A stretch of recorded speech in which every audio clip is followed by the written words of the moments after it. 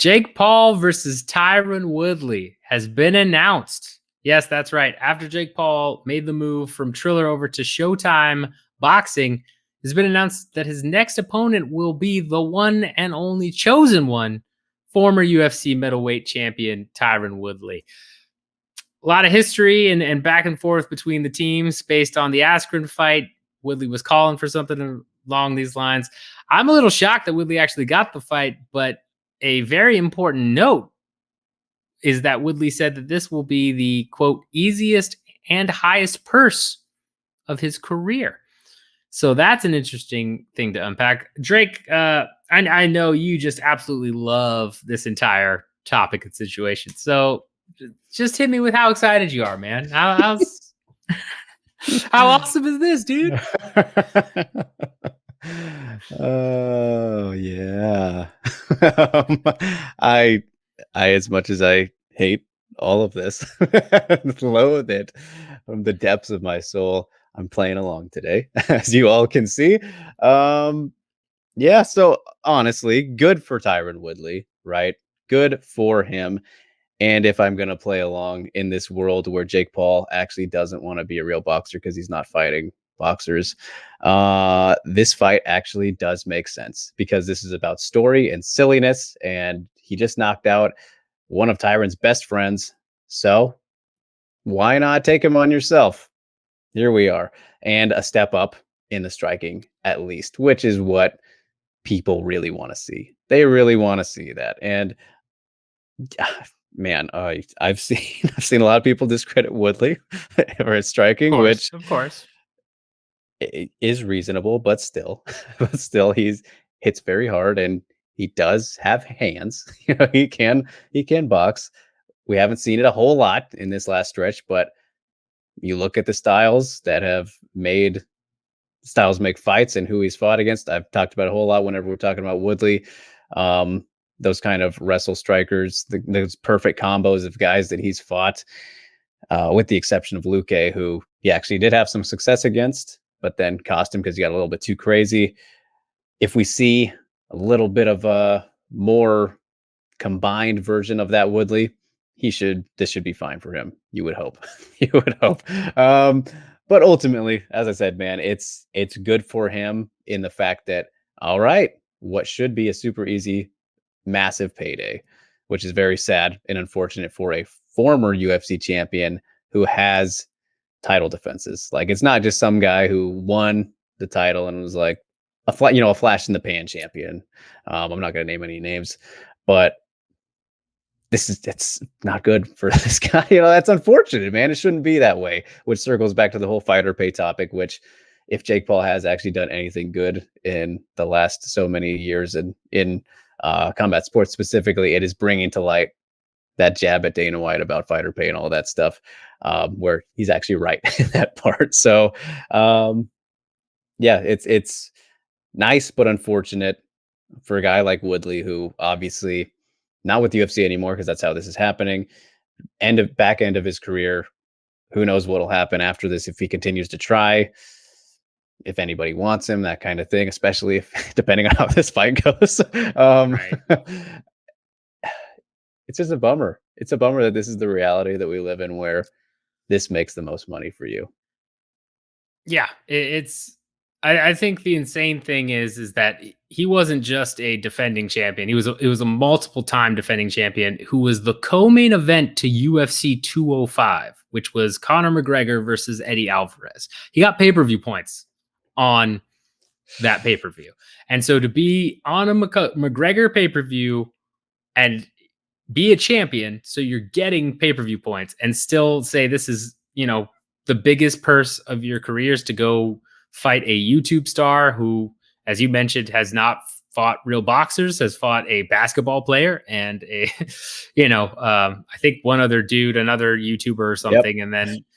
And then, Ben Askren.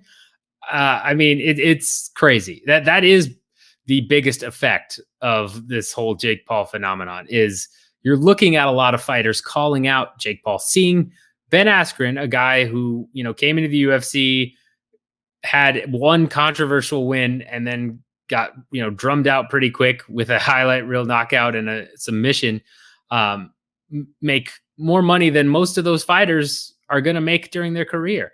And then you have Woodley, who I'm sure negotiated pay-per-view points with Paul, did not make the same mistake that Askren did, because that was just a huge faux pas, and is going to make millions and millions of dollars.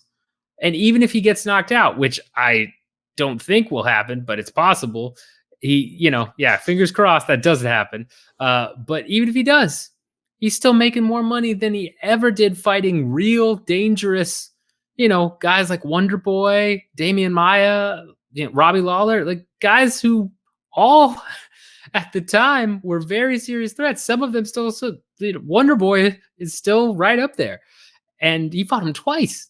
It's a crazy scenario, and it's just one of those things where that's really the silver lining or the effect here, is that it really highlights just how ridiculous fighter pay is. In terms of the fight itself, I know you said if you got the hybrid Woodley, he would win, but I actually think old Woodley, who would stand in the corner and wait for the counterpunch, would do better, just because, from the little of we saw between Jake Paul and Ben Askren, people forget the very beginning of that fight, I think, or very shortly after the beginning, because it didn't last long.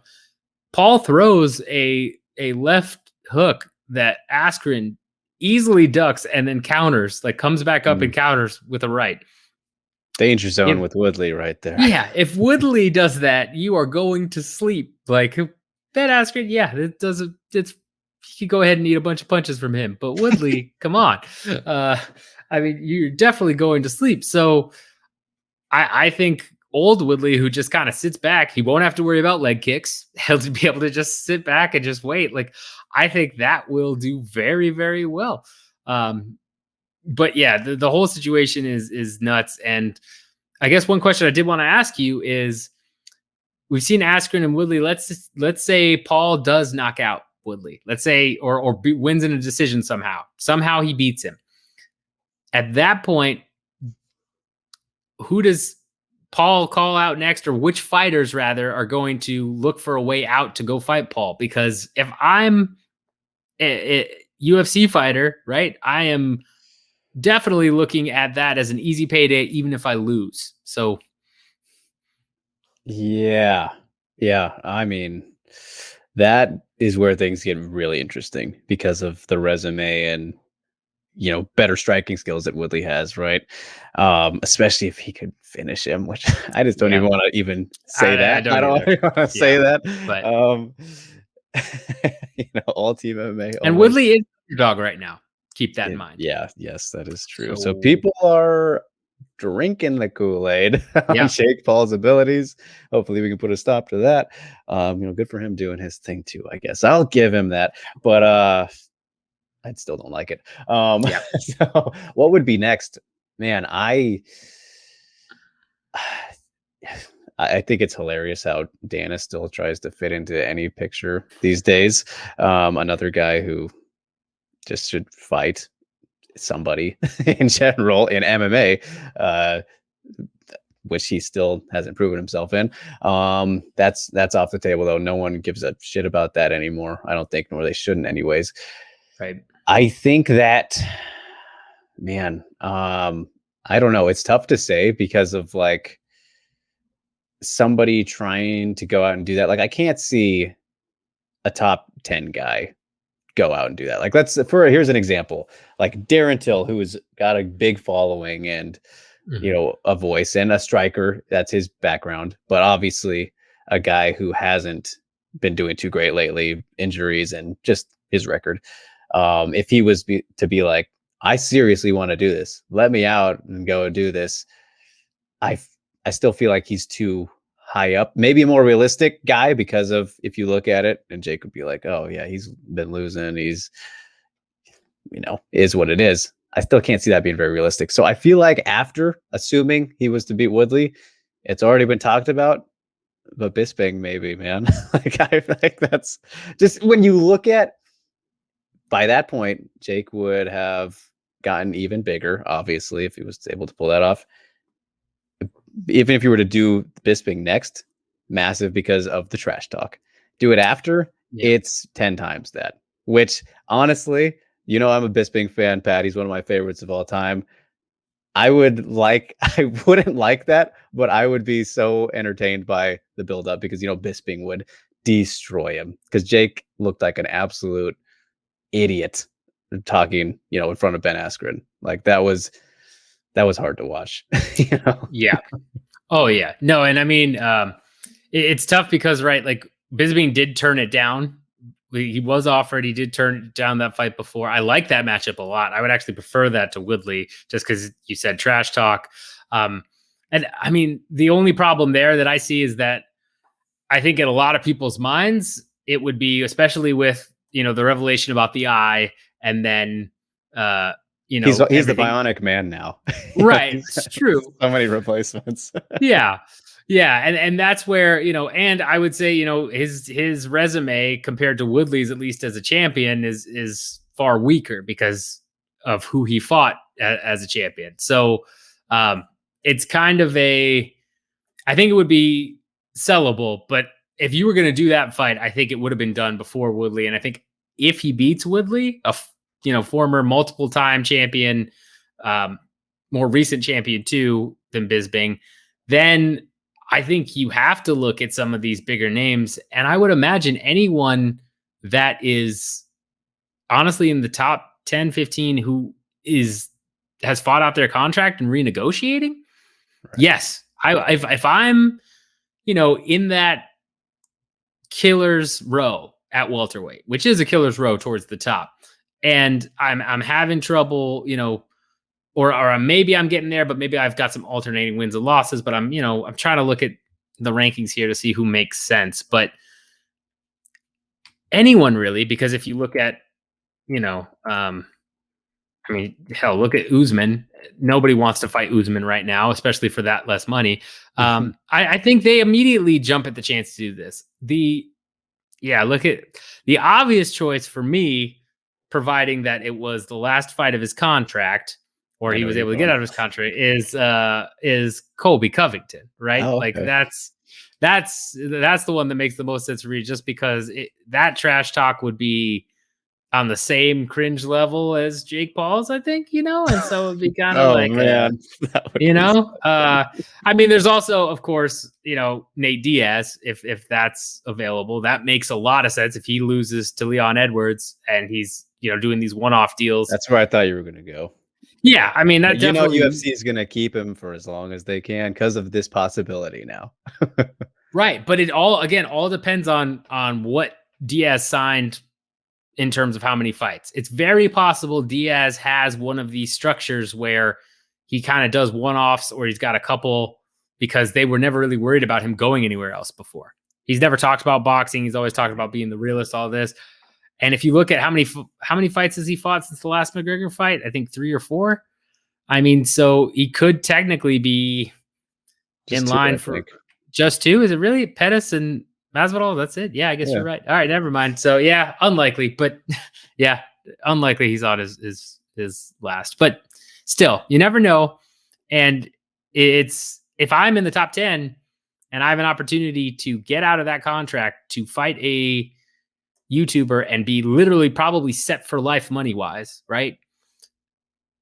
Especially if he's beaten Woodley, so it's only going to grow, only going to probably do better pay-per-view, or at least, have the backing of Showtime, get a bigger purse. I'm taking that, man. I'm taking that opportunity because, yeah, maybe I want to be UFC champion and maybe I want to do all of that as well. But especially if it's in between contracts where I haven't signed anything yet and I can just say, hey, I'll be right back, I'm just going to go do this. It's so hard to turn that down. It's so hard. I just had a wild card come to me. Tell me what you think about this, because I think they're a free agent right now, but MVP. Ooh, there you go. There you go. That makes sense. Could argue it's Bellator too, and MVP has boxing fights, right? He has, so that would have more credibility to it. Yeah.